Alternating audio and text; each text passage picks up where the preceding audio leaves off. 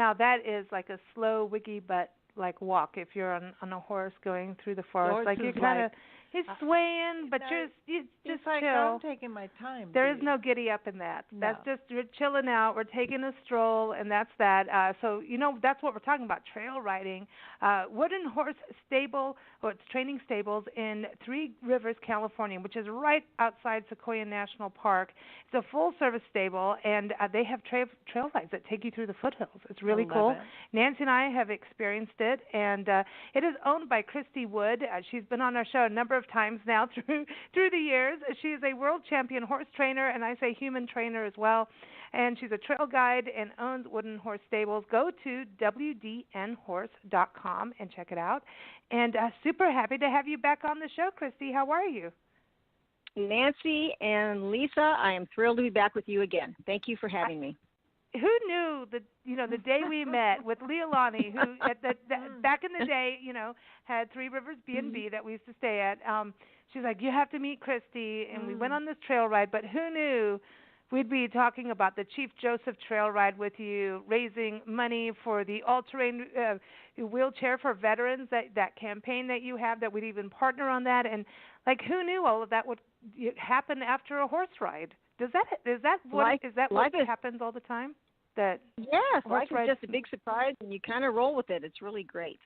I love it. Well, we're super happy to have you back on, and we're going to talk about trail rides, and we'll get into the other things as well, because we can't just let one topic be the center of attention.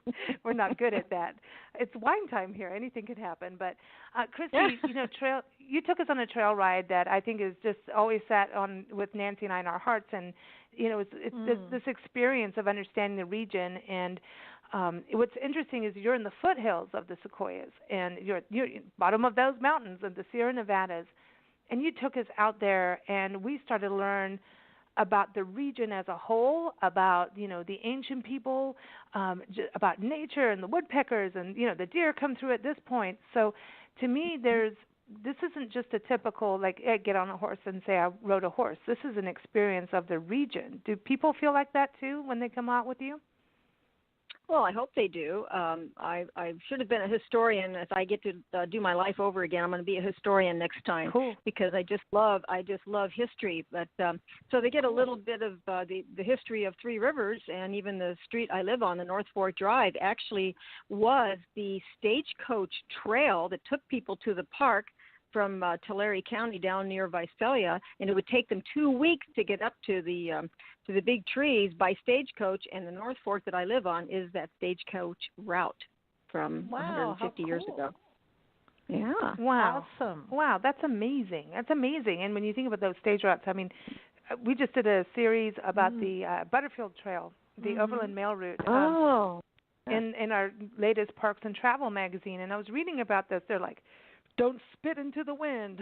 You're not allowed to drink, and if you do, you have to share. But there would be 9 people stuck on this little wagon going through the desert, and they were saying that people were seasick in these, but they were known for they were called celerity wagons. And John Butterfield helped, and the Abbott manufacturers together created these wagons. And you're thinking about sitting on 9 people in this wagon, and you're basically sitting on benches that rock back and forth. Yeah. Now you're sitting on hard benches, hard shock absorbers. Yeah. Right. You're sitting on hard wood benches. So you imagine how uncomfortable that will be. We've come a long way in the equine industry with those from those stagecoaches, but also if you think back 150 years ago, also the cavalry were riding in wooden saddles. I mean, the trees of the saddles were tree. They didn't have leathers covering the wooden tree saddles, and the saddles were much smaller. They were only 12-inch seats. I mean, our cavalrymen were very young men, and they had a hard life living in that saddle for hours and hours and hours and hours and days and days and months and months. And you think about the cavalry also. Who's going to fit in a 12-inch seat? I don't know, but you don't look at my butt. Don't be looking at me. Well, you think back to the cavalry back in the early 1800s. I have an old McClellan saddle that we actually use when we ride in the Rose Parade, and it is a 12-inch seat, and it's built like a pack saddle, which means there's a slot in the middle where the two pieces connect or have been carved out. I'm not quite sure what body part's going to go through there, but anyway, it's very uncomfortable.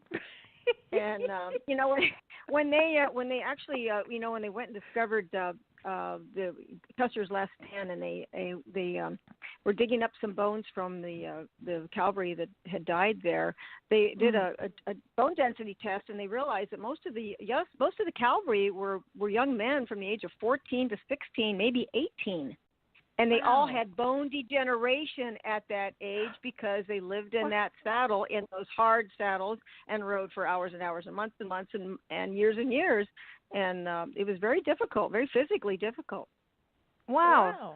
Every time you come on the show, we get a lesson. Historian. I love this. I love you have to come on our family history shows now. I'm like, hello, that's like it's butt history. I know the history of butts and saddles, but this is interesting too because when you think about going on a trail ride, Nancy and I, we've talked about this before, had horses in South Africa and, would go riding through old parks that were closed and stuff. It was cool.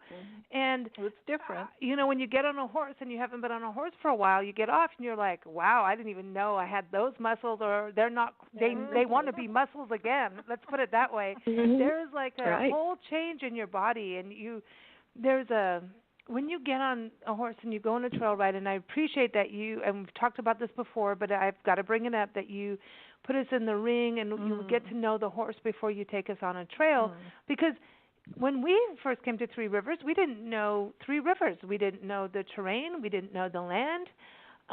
So it was really cool to just kind of chill out with the horse, get to know the rhythm, and then feel like, okay, I'm comfortable to go explore, because if you're unfamiliar with the area, you kind of need to chill yourself. Do you do it for the horses as well as the people? Sure. Well, sure. There's two reasons for that. Number one, it's going to be for you. I definitely want to have my human beings and my friends and acquaintances and people that want to ride to be comfortable. You need to be safe, and so knowledge is basically power. So the more knowledge you have, the safer you're going to be, and then you'll be able to enjoy your ride. So you need to have some knowledge on how these horses are trained. Not every horse in the United States is trained all the same way, but I'm going to give you instruction on how mine are trained, and mine are very safe, but you need to be able to guide them in the way that they are trained. And then the second reason is truly I am protecting my horses.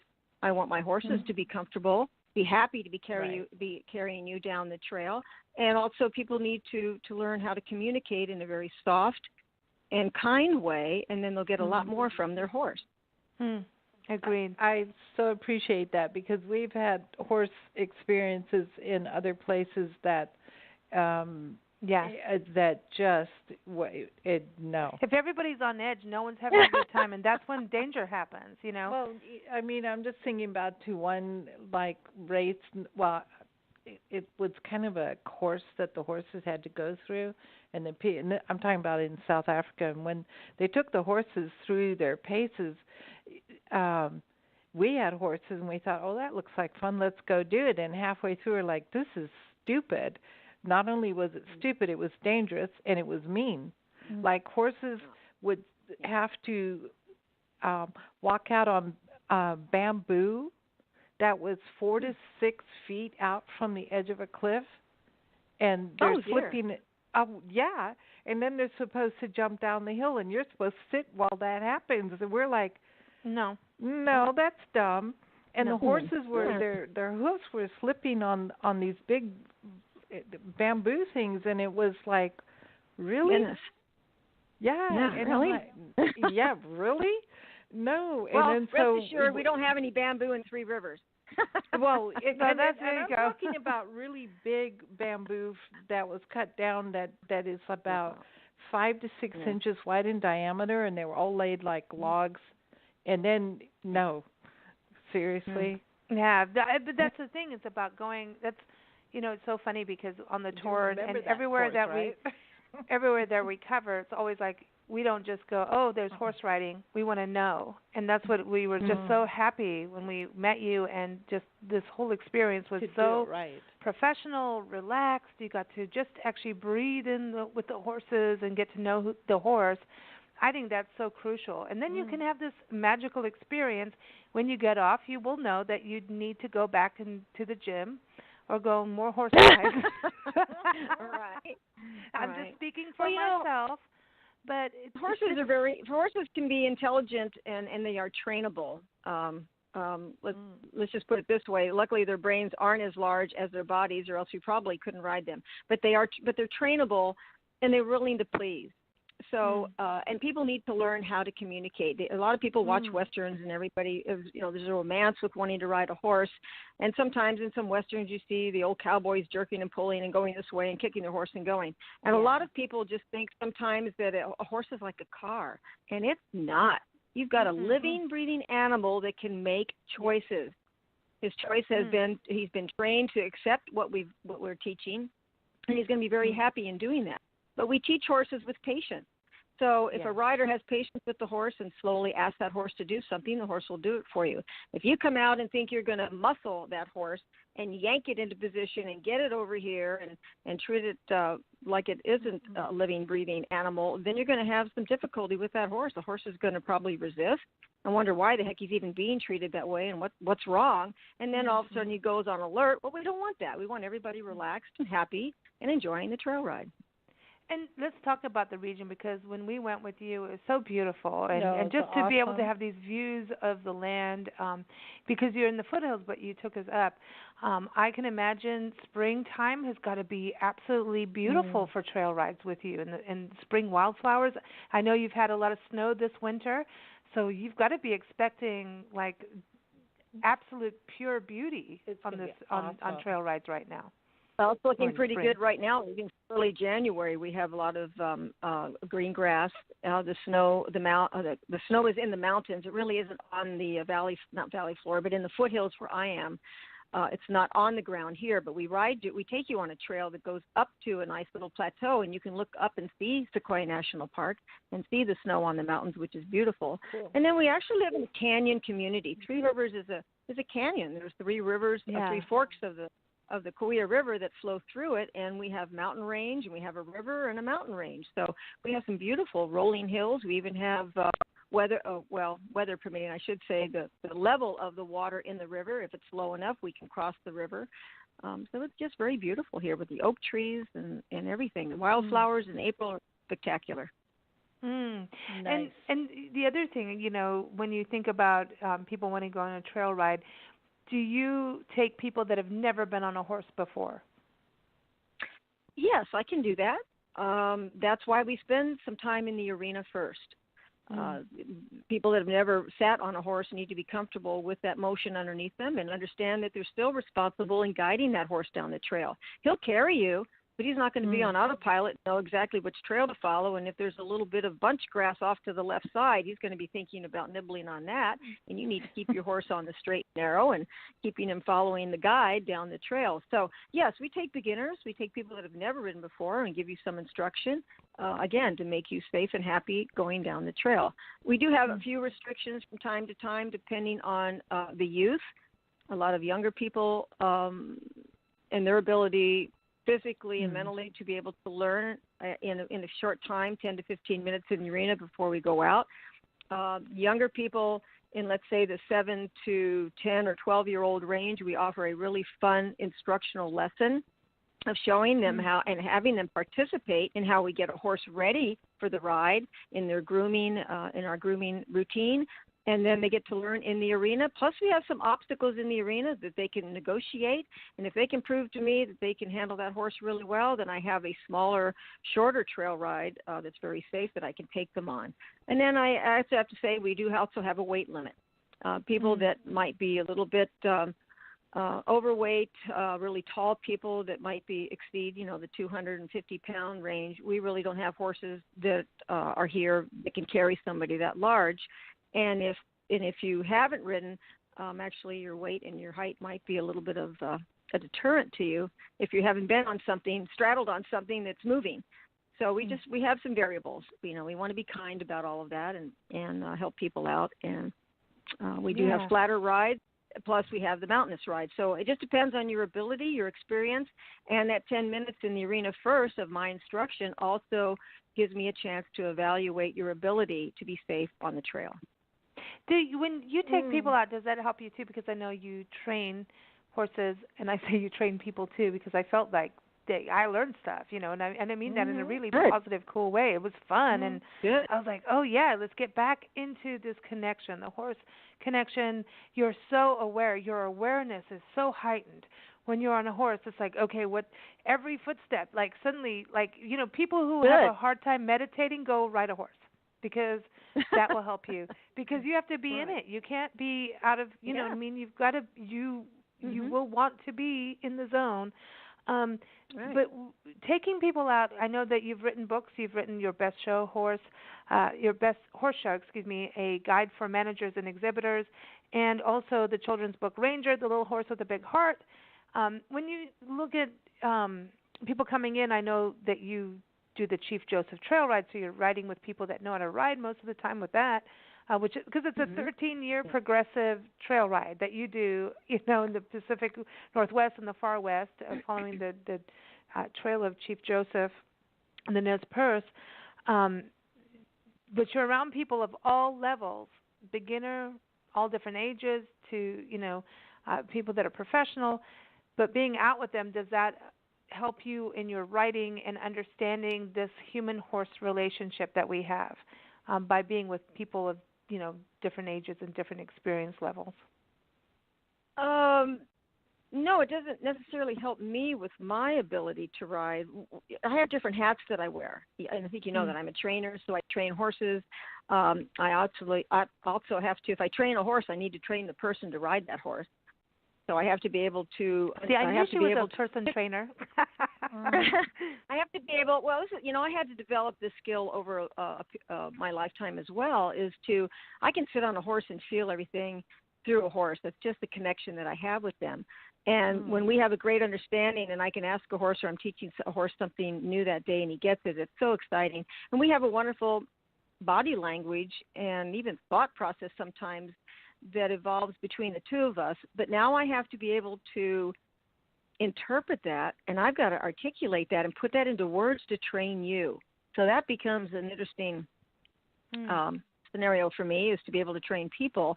But the hat that I put on when I take people out is really, as a guide, is I'm really sort of your protector. I don't know how else to say it, but I'm so focused on making sure that everybody on the other horses that are going out with me are doing things right. They are safe.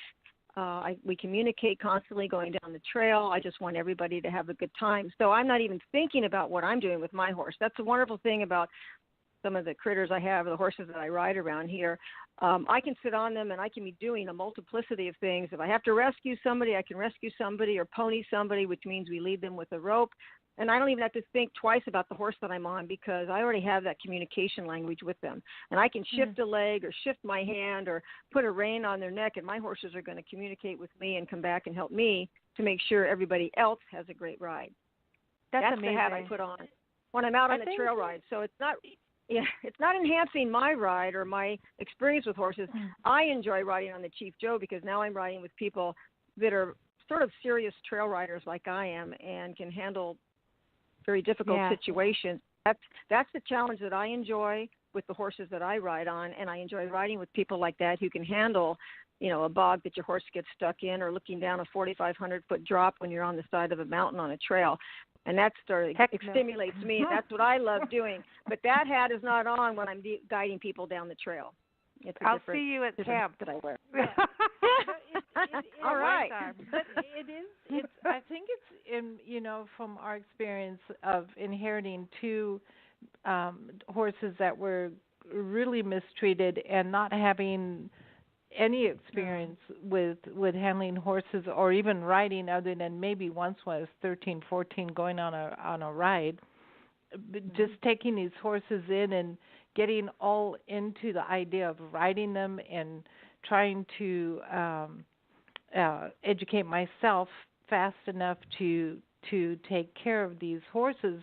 And they had how can I say it? When we inherited these horses, it was called, they had misbehavior problems. And I'm like, well, you mean behavior problems, not misbehavior. But I learned a lot. Like, we had one horse, Lisa's horse, Cinnabar, that when she's in the stable and she would like lock her jaws on the hay net and stay like that.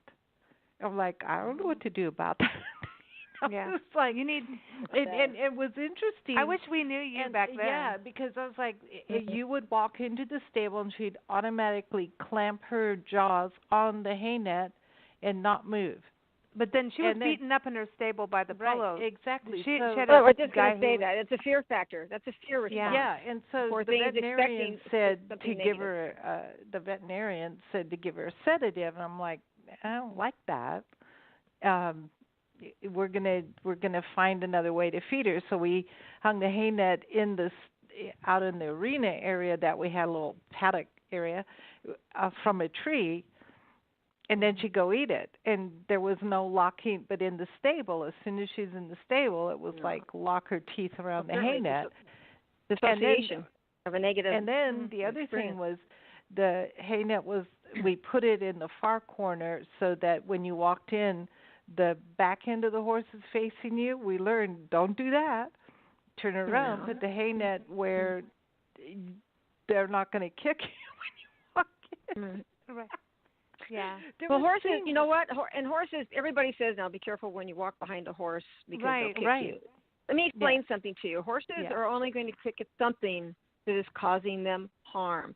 That's not in their nature to kick at a human being. That's not there. So every problem these horses have is really man-made. It's man-made by people that didn't know what they were doing, people that don't have a lot of patience. I mean, people can ruin horses, and they can ruin dogs. Same thing with any animal behavior. And people. It's very tragic. Yeah, I'm glad we talked about that, because I think there's also people that are scared of horses. So do you get people that come up and go, I'm scared, but I want to connect with a horse, because there's a healthy dose of fear. I know that every time I get around a horse, because I haven't been around them all the time, even though we had horses and I basically slept in the stable with Cinnabar at the end. That's how it ended up, We were connected at the hip, It was about human, and it was about true connection, how we all made it work, And well, I should have minored in psychology in college, and because you have to become a psychologist and figure out people very quickly as well. Now, what happens, and this is one scenario we had, and this will answer your question, is a man came, he was adamant that he wanted to ride, adamant that his wife had to go riding with him. She showed up on the place and didn't even want to get close to the horse. So already we're seeing a very negative response, a little bit of a fear factor from her, very totally unsure of what a horse is going to do. This is a very big animal that she has never been next to before. So as we start to get ready and the horses are saddled and we're leading them over to the arena, she's starting to shake already. She's shaking because she's so afraid. So we get into the arena. I get the man mounted up on the horse, and he's walking around, and I just took the lady aside, and I said, listen, I'm in charge here. Your husband is not. If you don't want to ride, you don't have to ride. Yeah. I'm telling you that. You don't have to listen to him. Now, you have to deal with him when you go home. That's something different. But right here, if you're this nervous, you're not going to have a good ride. The horse is going to be a little confused and not be able to relax with you as well. You don't have to ride. She took the biggest sigh and was so grateful because I said, you don't have to ride. Yeah. So if you can see that ahead of time, now sometimes I'll get people on the horse as well, and they're still shaking up there. So we're going to sit there at the mounting block maybe for 5 minutes and just talk about what horses do and how they move. And if a horse takes a step and somebody panics and goes and grabs a saddle horn and is still shaking, then maybe today we're not going to be doing the trail ride. Maybe we're just going to walk around the arena and a couple of times I've ended up giving an hour lesson instead of the trail ride, and people are so grateful and have just learned so much and have just relaxed and enjoyed the experience of just sitting on a horse. We don't have to put them into the trail ride, which would really be traumatic for some people that aren't ready to leave the arena, the security of the arena. So I have to be a psychologist and kind of discern all of this and figure it out and make sure everybody's happy. And if they're not ready to ride, they're not going to ride. I'm going to keep everybody comfortable. I think that's what we were just so, Nancy and I were both like, dude, that was the coolest thing. My butt hurts, but this is so cool, because really, it was about, we hadn't been on a horse except for one resort thing we did here in Arizona, and that wasn't necessarily the best experience. But it wasn't like when we got to you, because we actually were at this point of being very cautious, and I know we've talked about this on shows before, but it's true, cautious about going on trail rides and booking that. And sometimes these big resorts, it's just like this machine operation that's going on, and we're not into that. And when we went out with you, I can actually just take a breath and remember how to hang around horses. And that's what I was saying. There's a little, even though you may have been around horses as a child, you've got to go back to it. It's like getting back on the bike. It happens. But it's like, okay, the horse wants to, you feed a horse an apple. How do you do it without getting your fingers cut off, or bitten off? People have that fear too. There's all of that stuff. And it's like, to me, horses are the most magical, mystical beings. They're beautiful. They are the unicorns of the. They are the unicorns. But you know what? You need to respect their life as well. We all have the realms of our lives in what we do every day. And a horse's life is all about food. It's about companionship. It might be about a mate and the training and what they know. And you have to sort of step into the horse's world as well when you're around them. You have to respect that. Yes. Did you, the other side of it is, I know trail riding is what led us to being involved, and also because these horses were in predicaments that they needed. We didn't want them to get slaughtered, basically, or go into a place. We had no idea what we were doing, but we did. You know what I mean? That's one of those things that just happened. And but going on a trail ride is part of that. Now, do you see people come on a trail ride, especially youth, getting on a horse for the first time and having this magical experience, then get into that? I remember my walls as a kid had every calendar torn up. Every horse calendar was on my walls, and I'm going in the Olympics. I'm doing this. I'm a horse girl. Every horse book. This was beyond Black Beauty. I was obsessed. I was one of those horsey girls, obsessed.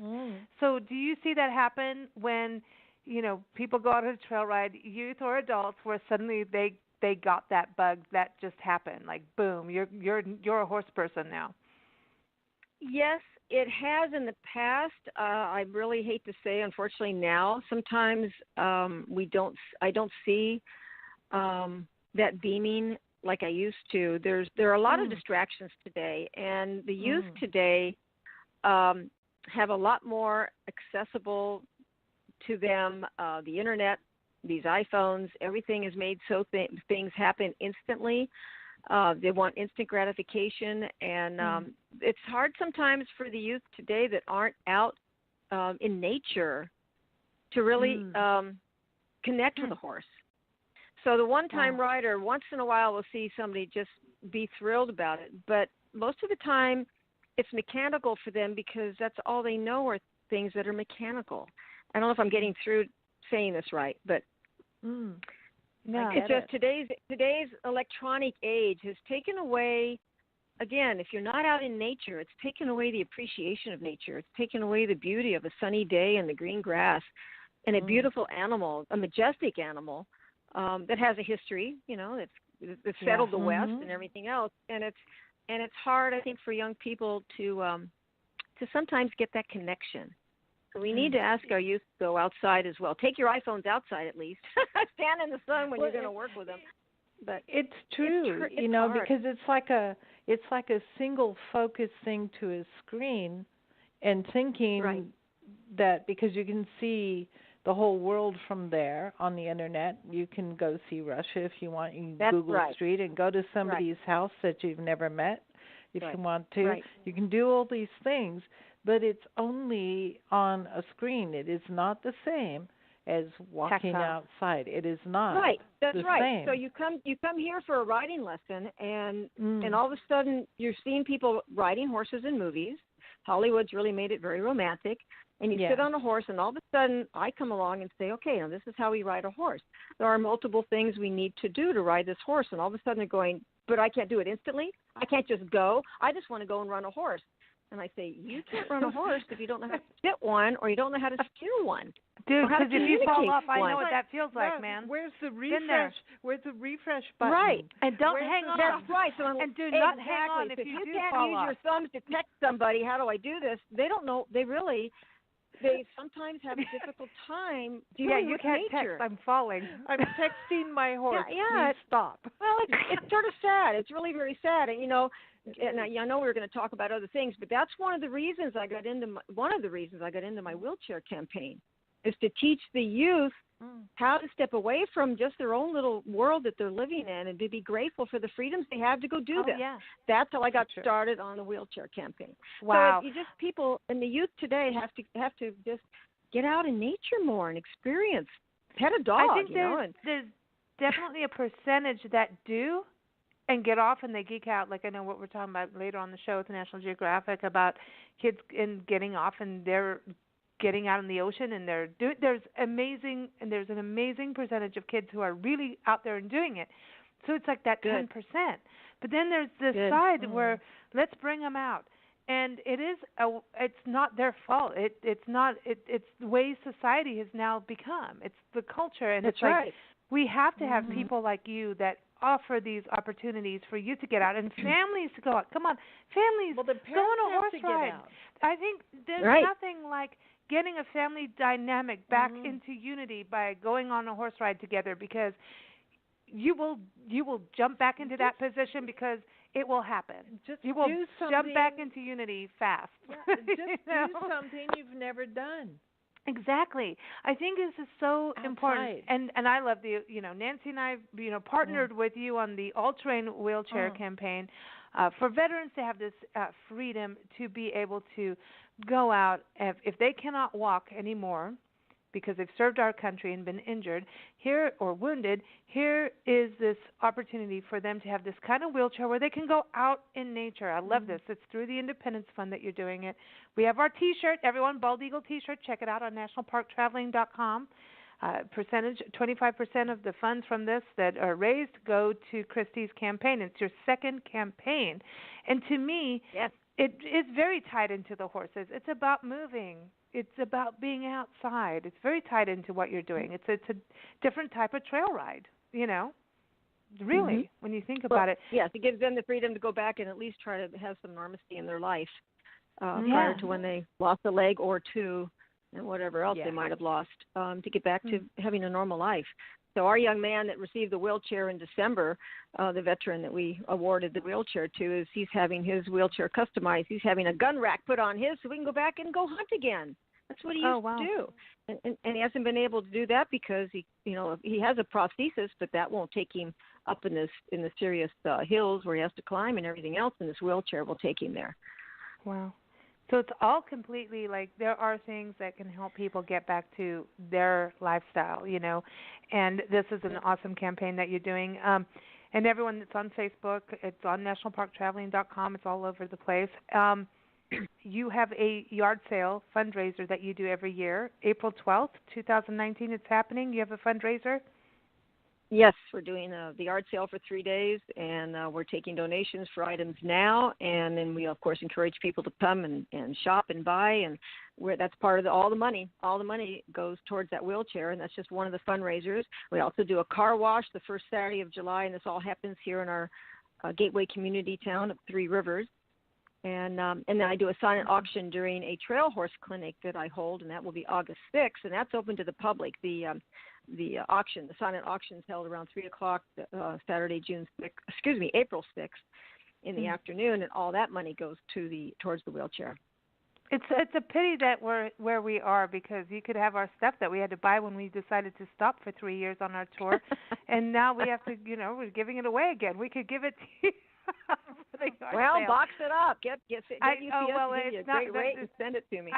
I wish it would work that way. It's just not. But I was just thinking, like, darn, if we were in Three Rivers, we'd never leave. Well, plus Lisa and Nancy, I'm also going to tell you that I am available to speak to. I am speaking to service clubs like the Lions and the Rotary. Because they're interested in the service clubs are real good about donating money to nonprofits and helping the community. And so I am speaking to service clubs and telling them my story about, how I got hooked up with even volunteer firefighters, just all kinds of service clubs, how I got started with my wheelchair campaign. And people can get a tax-deductible donation by writing a check out to the Independence Fund. Give me the check. We just put Christy Wood Chair in the memo, and the Independence Fund is starting the second savings account for me towards the next $15,000 for another wheelchair. $15,000. Cool. I know. You rock. You really do rock.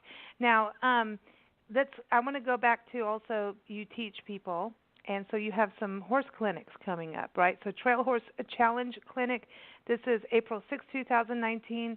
So this is for riders that have their own horses. What's that about?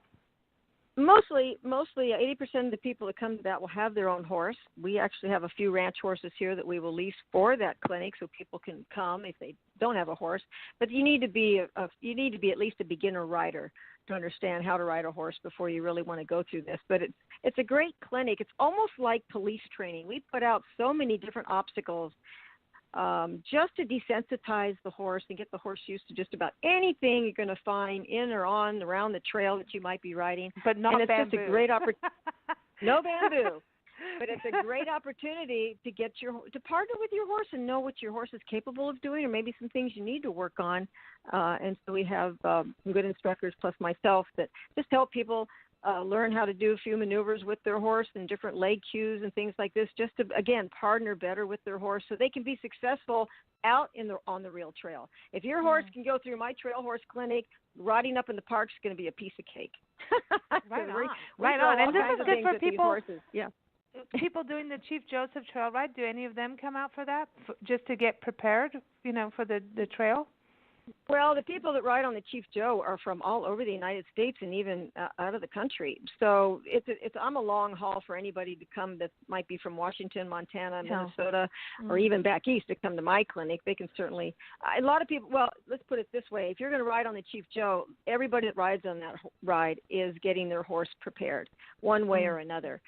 If the people that are close in California are closer to me, yes, they certainly enjoy coming on this. But they're pretty good at getting their horses conditioned and ready. And this is just a little extra for me. I love throwing all these obstacles at my horse as well, just because I want him better. Because that's broke. I want to tell everyone, if you go to nationalparktraveling.com, just type in Chief Joseph, and you'll see past interviews with Christy, and last year's interview with Christy, and we had multiple interviews, about the Chief Joseph Trail Ride, because it's really this, really it's sobering history, but you go through an amazing landscape, and it's just a very, it's complex what you guys are absorbing. Wonderful. Yeah. Riding through complex history. and good. Wonderful. And beautiful. Yeah. So you have a spring horse camp and a summer horse camp. Spring horse camp starts April 15th. Summer horse camp June 24th. So are these people mostly in Tulare County where you're based, or people coming in from all over? No, I designed the first one, in April. I always work it around the standard Easter vacation that the public school system would have. So we know when the kids or people are out of school or off work because their family's home, and so that's why we picked the date. It always moves around the spring horse camp because we connect it with Easter. So when people have the holiday and they're off. So my horse camp is actually designed for ages 7 to 70. Takes in just about everybody, doesn't it? Yeah. Cool. We like that. So we've had grandmothers. Yeah, we've had grandmothers come and take it with their grandsons. We've had a mom and dad come and take it with their daughter. And no, it's not just Tulare County where I live here. We've had people come from Los Angeles. We have people come down from the north. And there's a Sequoia RV park that's up the road from me that they can stay in with their RVs. And we have a really good attendance from many people from all over. Right on. Cool. I have to ask, Christy, for you, when you take trail rides, you're teaching, you're writing, you do anything to do with horses and dogs, she does. So was it where did it start for you getting into the world of horses? Was it a trail ride? Did your parents have horses and you grow up with horses? Where did it start? How much time have you got today? Are we I can really tell you. But you got a couple seconds, really, a couple minutes.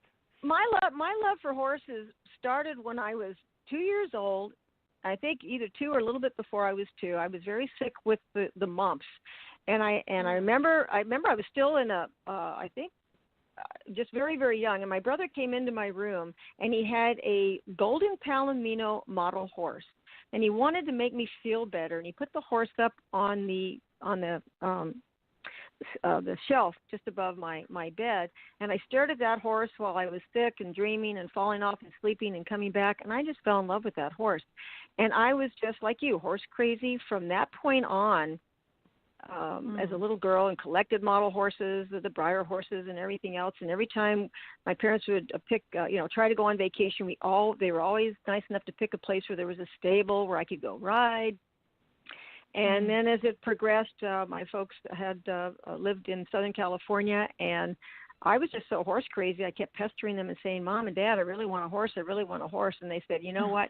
We're getting so tired of listening to her say this. Let's go ahead and we know how to stop this going on. And they said, if you can raise enough money to buy your first horse and feed it for a year, then you can have one. And they kind of turned around and snickered to themselves saying, this will never happen. We'll finally be done with all of this. And I had no idea how competitive I was. And obviously I'm pretty competitive because I still show horses and I've got 25 world championships to my name. But I was competitive enough to say, I'm going to make this happen. I was goal-oriented. And that's what I like about your next people that are coming up on your program, about talking about the success of youth. I was challenged then. And I took that challenge because I had such a desire to have that horse that I made that happen. I raised $300 in a year by doing odd jobs and babysitting. I found my first horse. It was an unregistered horse, but I was short $50. My brother loaned me $50, and then when I was a kid, a bale of hay was only $2 a bale. Well, now it's $20 a bale. But I was able to save enough money, and I went to Mom and Dad, and I said, here it is, Mom and Dad. I'm real serious about what I want to do. And they just threw up their arms and said, my gosh, okay, we're going to make this happen. And they built a corral on our property in Southern California, and I rode for a year bareback because I couldn't afford the saddle, but I learned how to stay on that first year. It was great. and it snowballed from there. And then I saw a horse show, and I thought, oh, I'd love to compete, but I was so shy. I didn't want to get in front of people, but I wouldn't mind doing that if I had a partner like my horse. And I wanted to ride like the winners were riding and watching the winners saying, I'd love to do that. I think I can do that. So my parents found a lady who came out to a vacant lot one weekend, gave me one riding lesson on how to show horses and refine, what I was going to do in the show arena. The next weekend, I borrowed the saddle, the hat, the chaps, everything that I needed to go into my horse show. My first horse show, I came home with 7 first places and high point for the day. So I think God really just said, you know what, Christy Wood's got a talent for this. I like how she did what she did, and I'm going to bless her with this talent. And that's where it went. Just went from there. Wow, I love that. But you're so like me. Like as a kid, Nancy, I wanted to play guitar. She says, "Go raise the money, and I will pay 50%." Good girl, Nancy. You raised the 50%. Matched her 50%. Yep. And I did become a songwriter. I did do bands, and it's a now. buy-in. Yep. Wow. And everything was you go out and you want to do something, then you have to put effort before I put any money into it. Exactly. Period. Right. And that's how it was. Wonderful. That's what kids need today. I think too many parents are just giving their kids what they want, and they don't appreciate the and effort. if I came home and said, well, so-and-so is wearing this, and they've got that, she goes, I don't care. You want that? You go work for it and see how much you really want it. That was really it. Good job, Nancy. Good job, Nancy. Yeah. Thank you. I know this is a family show, but she's a badass. She really. But you know what? I thank my parents for that because they taught me a work ethic. You work for what you want. You work hard, and you're going to then you get the blessings from it, and you'll get that's the only way I know. And you learn what you really want. You learn where to put your focus. And I think that's really important because now there's so many distractions. And when you really want something and you work towards it, then you know, is this just like a little fad, or is this like what I really want? You know what I mean? You start to learn who you are when you go for your goals. That's right. And you're going to have times where you get, put off, and then your heart will go like, no, I'm going to take that extra step, and that extra step every time will pay off bigger dividends than anything else you've done. It's always take that extra step. Always. In my childhood, I told my parents, because I'm a wildlife person, artist, I'm going to Africa, and they laughed. They thought it's the funniest thing they ever heard. And they said, no, you'll never get there. No, you won't. I'm like, yes, I will. It took me longer than I would have wanted, but I did go there. And then I stayed there a long, long time. And it wasn't just visit and do a tour and come home. We lived there in 2 different African countries. And you worked with Joy Adamson, Born Free, in the bush. I found a way to get there. I found a way. It took a long time, but I never gave up. I found a way to go there. Wow, this is amazing. Well, you know that they have that little saying, where there's a will, there's a way, and mine's real simple. I say, where there's a wood, there's a way. There you go. There you go. Where there's a wood, there's Christy, a way. I love that. And everyone, that goes to Christy's website, wdnhorse.com, standing for wooden horse. You know, she's Christy Wood. And you can find her up on nationalparktraveling.com, or just go right to wdnhorse.com. If you're going to the Sequoias, go do this experience. And it could be, like she was saying, you may just be hanging out with horses and learning, or going on a trail ride. Depends. It's just worth it. And I love that you have that flexibility in that. And everyone, we're going to play a song, and I think this is so amazing how things happen. So I always play Everin Ozen's music when you're on the Chief Joseph Trail Ride segments with us, because he's an amazing young kid. You know, well, not anymore. He's still young. He, 9 years old, went to the Grand Canyon with his mom, took his pocket money and bought a Native American flute and started playing. He's won NAMI awards. He's done 3 albums, and the song I'm going to play is called The Climb. And who knew we were going to talk about goal setting and achieving, right? And it's off his second album called Alluvia that he wrote every song, and he was, about 11 at this time? He's amazing. Now he's a pilot. He's a world champion high-speed skateboarder. Wow. Oh, my gosh. I know. He still goes to schools and teaches them. He recreates powwows and teaches them. So it's just this amazing human being. I need to send you links to him. But everyone, you can go to his website, ozanmusic.com. And he was also talking about National Geographic. He was also in the Kids National Geographic as, a young dude going out there, and he just channels the music. We watch him, and flies would fall on his hands, and he would just channel because he would move his hands, and the music was still flowing. It was trippy. Natural. You know natural what I mean. ability. Yeah, he's amazing. So we're going to play that, and thank you. Okay, I have to say this. He taught me how to take a strand of my hair, wrap it around my tongue, and turn it into a bow on my tongue. And his mom was like, stop that. Don't do that. It was cool. I was like, dude, I could do that. Oh, my gosh. See, here we go. Here we go. All right, here it is, everybody. The Climb from Everin Ozen. Thank you so much, Christy. It's always such a pleasure having you on the show. Now my mind's going like, okay, now we have to do all these other things with you. My mind, I'm telling you. Thank you, ladies. Thank you. Thank you, and ladies. we'll see you in the Sequoias. Thank you. We're going to see you. Look it's forward coming. to it. All righty. All right. Cool. You take care. Thank you. Thanks. You too. Bye. Bye.